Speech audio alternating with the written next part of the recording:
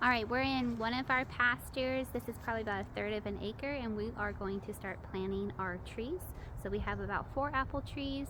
I'll give you the names and varieties that they are. And then we also have quite a few sea berries that we're gonna plant as a hedge. And then we also have a blood Indian peach that we're going to try to grow. We'll see how it does. Usually peaches need a lot more sun, but we do get a lot of sun here where we're located. So we'll let you see what it looks like afterwards. Alright, so we have a Wolf River apple. There is a winter banana apple.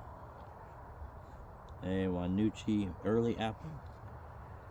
And then our last is the winter banana apple.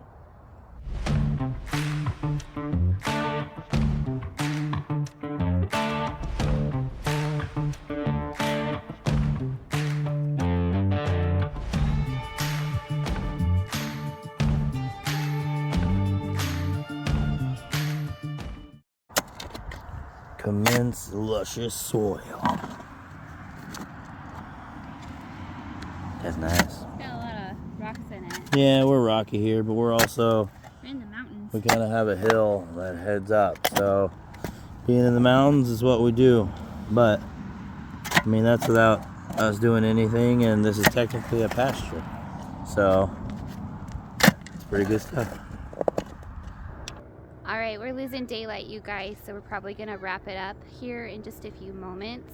But we have some fertilizer stakes we're going to use with the trees. They're young trees, but at least 1 or 2 of the Job's organic fertilizing stakes will be sufficient enough. And then tomorrow we're gonna stake them to hold them up, and then we're gonna put cages around them to ensure that the deer don't eat them. Hopefully they don't eat them tonight. Fingers crossed. Please, oh please. So we'll see what happens. It took us so long to make this video just because we have children and there's cars that pass right by here, and then there's been thunder and there's been gunshots and then there's been dogs barking. So it's been a joy, I promise you. When you plant trees, you want to loosen up the roots at the bottom, and you can just kind of scratch it and kind of loosen up the dirt on the sides. If you can see that right there. So you don't want to break the roots. You just want to give them a good shake and loosen them up so they're a little bit free, and then they will be able to get all of their roots out. Now this hole's too deep. I just like to loosen up the soil first. So I'm gonna put some of this soil back until it's at the right level that I can plant it. You don't want to bury the top root right here.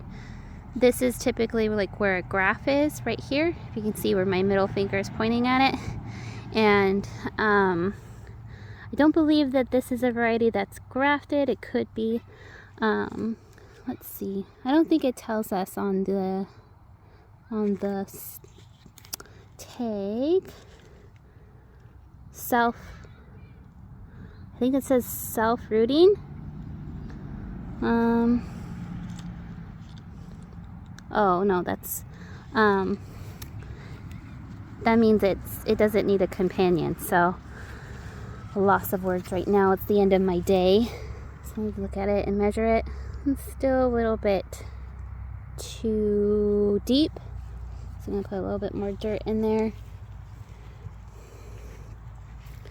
And when I was digging the hole, I actually took the shovel and like jabbed it in the sides to create little like divots and things like that, to help the roots take hold of those areas too, just to kind of help the young roots have a chance as it really starts to establish its roots over this fall and winter. Let's take a look.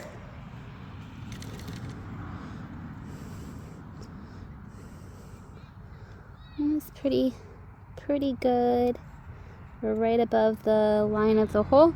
So I'm going to have Brian help me hold this, and then I'm going to bury it.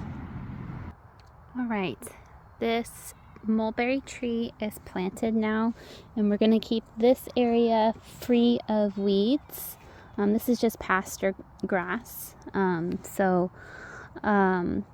We're going to mulch this. I like to do the straw method specifically to help retain moisture in a rich soil that's well drained.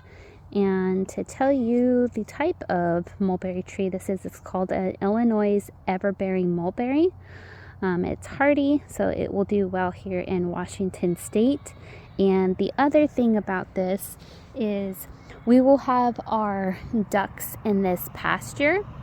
And so with the blueberries and the other apple trees that we planted, the ducks will be in this pasture to help water everything, because they will have a portable pool, and the pool we will be able to drain and water the trees as we refreshen their little pool. It won't be a big pool, but it will be a little pool, enough for us to water things and keep things hydrated throughout the warm months and dry months in the seasons. All right, we're back in the field.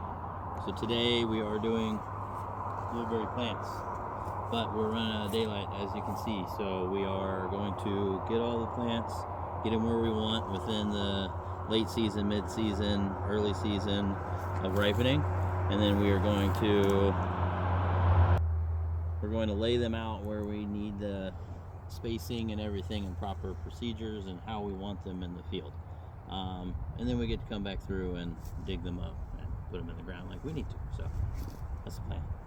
All right, it's time to plant our blueberries. We picked all high bush varieties that are native to this area, or at least a variety that's native to this area. These type are called Rebecca, and then we have Blue Crop, and then we have Liberty. And I believe there is probably about maybe 2 or 3 different varieties that we have left that we're going to plant as well. Look at all the mushrooms that are growing out of this blueberry plant. Hoping there's one right there too. Good soil. We are going to plant all of the blueberries. Right now we're just spacing them apart and measuring them out and plotting them where we're going to plant them.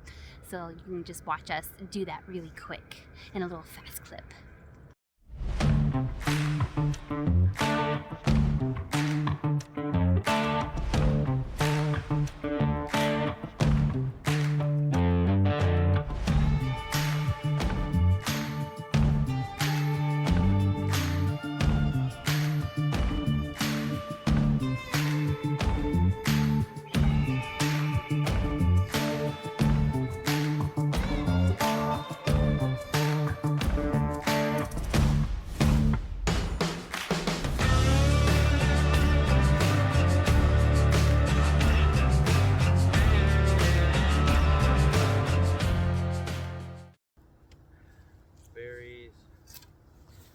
All right, first line down. 20 million ready to go. 20 million to go. I don't know what 20 million to go. I don't even know what I'm saying anymore. Brian is having an ADHD dance party in the background. Of course. I got a shovel with dirt all over it.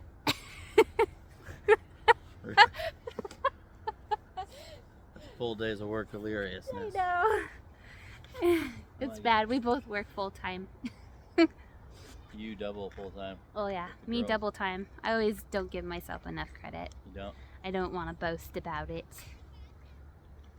If that's something to boast about. That is. You're hardcore.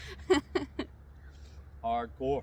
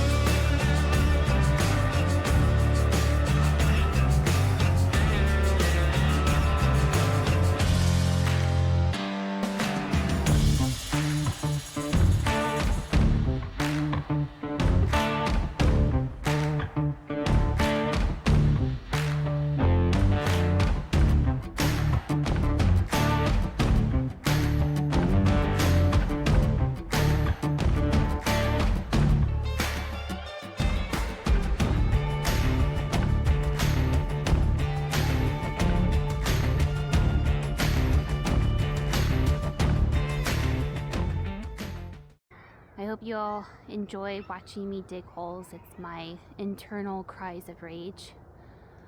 Just joking. You look really neat and important back there, Brian. I got the extender. Alright, so I've got everything in the holes. We're starting to run out of daylight, so we're gonna call it a night. But I got everything in the holes, and I do it this way so that way Brian can come back and measure everything and make sure that my holes are neat and within measurement of what he had already planned out. And then I will put the fertilizer in it. Where's the fertilizer? I have no idea where it went, but it's just a blueberry mix. And then I will fill them in with dirt and then give them a good soak, because it isn't probably going to rain for a few other days, I think. I think we have a 3-day forecast before it rains again, and the soil isn't really that moist. So there you go.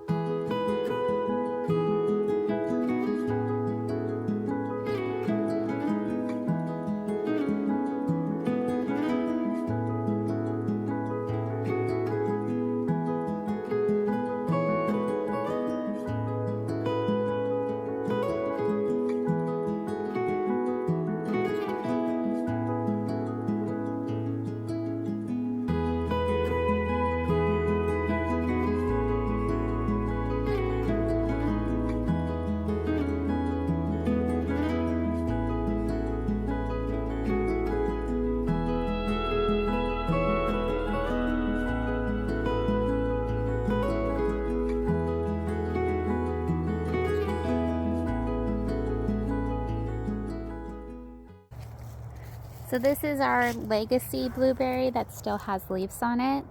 As you can tell, the rest are all leafless, so they've gone dormant. And this is the one that's on the top of the hill closest to these Douglas firs that we have right here. And yeah. But this is the one too we bought. It was bigger than the other ones. So this one we bought in a bigger container too, so it might be a little bit older. Maybe it's a third year or second year, whatever they want to. But I mean, some of this back half is still green, which is crazy. It's happy. Yeah, look at that. Green leaves. Hey, look it, we're growing a hairband. Would you imagine that? That's really funny. What, the hairband? Yeah. Yeah, I know. It's been there the whole time. And every day I see it and I never grab it. I always forget it. That's mine. I've been looking for that. Uh-huh. Alright, and we will continue to show the progress of the blueberry plants as they grow. We'll probably fertilize them at least once or twice again. Once this winter, and then once again before they begin to bud and bloom. And then hopefully we get a good blueberry crop. So first year is usually a hit or miss depending on the weather, and then the next following year it's usually a lot better. But when we purchased these plants, they were producing and they have a lot of new growth on them. So, and we got probably about, I would say about a gallon's worth off of them twice. Yeah, and most of them are just like 1.5 to 2 feet tall at the most. Mm-hmm. So it was a decent amount just off of that. Yeah. So other than that, we're going to be busy for the rest of the week. We have been doing some trimming and tree removal. So there's a lot of cleanup that's involved with that. Yeah, it's making way for the future garden up front. So that's where all our raised beds and stuff will go. So there's wisteria, big cypresses that we couldn't save, that kind of stuff. So it'll be all cataloged. We'll have a lot for you on the next video for that. Yeah. So thanks for tuning in. I hope you enjoy this video, and we'll see you at the next time. You bet. Bye.